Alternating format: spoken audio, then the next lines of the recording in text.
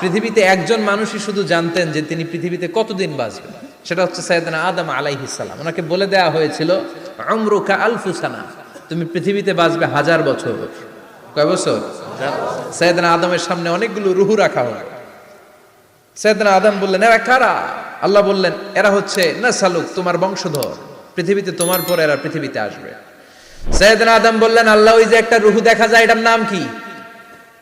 আল্লাহ বললেন, হাদা ইবনুকা দাউদ, এটা তোমার ছেলে দাউদ, সে দুনিয়াতে নবী হয়ে আসবে, তার ছেলে সুলাইমান নবী হয়ে আসবে। সাইয়েদনা আদম বললেন, মাবুদ, আমার ছেলে দাউদের কত বছর হায়াত আপনি দিয়েছেন? আল্লাহ বললেন, 40 সানা, মাত্র 40 বছর, 4 ইয়ার্স, 40 বছর তোমার ছেলেটা বাঁচবে। ও আল্লাহ, আমি বাঁচবো কয় বছর? তুমি বাঁচবা 1000 বছর। সুবহানাল্লাহ। সাইয়েদনা আদম বললেন, মাবুদ, এত ফুটফুটে সুন্দর আমার ছেলে দাউদ, মাত্র 40 বছর দিলেন কেন? জিদ মিন উমরিহি, বাড়ায়া দেন। কি করেন? সুপারিশ করতেছে পোলার লাইগা কে? বাবা।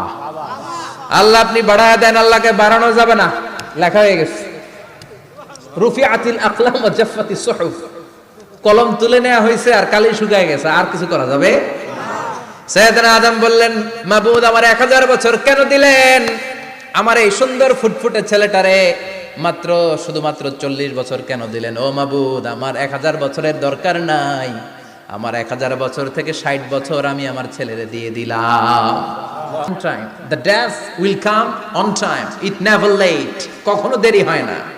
আল্লাহ বললেন, লিকুল্লি উম্মাতিন আজালুন ফাইযা জাআ আজালুহুম লা ইস্তাখিরুনা সাআতান ওয়া লা ইস্তাকদিমুন। মৃত্যুর একটা নির্ধারিত সময় আমি বেঁধে দিয়েছি, অন টাইম। অন টাইমেই চলে আসে, 1 সেকেন্ড আগেও আসবে না, 1 সেকেন্ড পরেও আসবে না। 940 বয়সে মালাকুল মাউত এসে হাজির, এসে বলল, জিইতু আন আকবাদা রূহাক, রূহ কবজ করতে আসছি।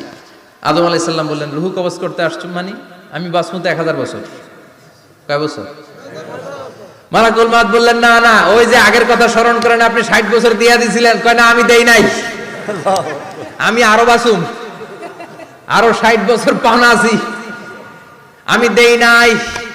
মালাকুল মাউত বললেন, আপনি দিয়েছেন। আদম বলে, দেই নাই। মালাকুল মাউত বলে, আল্লাহ ঘটনা দেখেন, দিয়া কয় দেই নাই। আল্লাহ কয়, থাক, কথা কইস না, আয়া পড়। সুবহানাল্লাহ পড়ো। নাসিয়া আদম ফানাসিয়া বানু, ভুলে গেছেন উনি। আমরা ভুলে যাই, আমরা খেয়ে বলছি খাই নাই, নিছিলাম পকেটে, কয় নেই নাই। এরকম ডাকাইত আছে না নাই? নাসিয়া আদম ফানাসিয়া বানু, বিশ্বনবী বললেন, আদম ভুলেছে তো তার সন্তানরাও ভুলে যায়।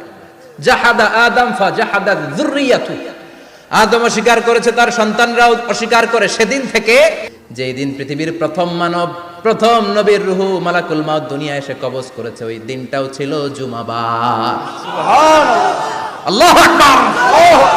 আবার বিশ্বনবী বললেন, লা তাকুমুস সাআহ ইল্লা ফি ইয়াউমিল জুমআহ ইযা যুলজিলাতিল আরদু জিলজালাহা ওয়া আখরাজাতিল আরদু আসকালাহা ইযা রুজ্জাতিল আরদু রাজ্জান ওয়া বুসাতিল জিবালু বাসসা।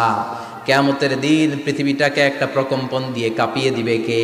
আল্লাহ। মারাত্মক একটা ঝাঁকুনি দিবে আল্লাহ, পুরো পৃথিবীটা কেঁপে ভেঙে চুরে খান খান হয়ে যাবে। এই ঝাঁকুনি আর আর্থকোয়েক, ভূমিকম্প এর ঘটনাটা যেদিন ঘটবে, ওই দিনটাও হচ্ছে জুমার দিন। চিৎকার করে পড়েন সুবহানাল্লাহ। সাধারণ দিন নয়। ফিহি খালাকাল্লাহু আদম, কালকের এই দিনটায়, এই জুমার দিনে আল্লাহ তাআলা সাইয়েদনা আদম আলাইহিস সালামকে তৈরি করেছে। সুবহানাল্লাহ। বিশ্বনবী বলেন, লাম্মা খালাকাল্লাহু আদম ওয়া কানা তুলুহু 60 যিরাআন, আল্লাহ তাআলা যখন আদম আলাইহিস সালামকে তৈরি করলেন, 60 হাত লম্বা করে তৈরি করলেন। সুবহানাল্লাহ। আর আমরাও যারা জান্নাতে ঢুকবো, আমাদের আকৃতি থাকবে 60 হাত লম্বা। মজা করে সুবহানাল্লাহ পড়তে পারলেন না? সুবহানাল্লাহ। আল্লাহ সাইয়েদনা আদমকে তৈরি করলেন এই জুমার দিনে। আবার সাইয়েদনা আদম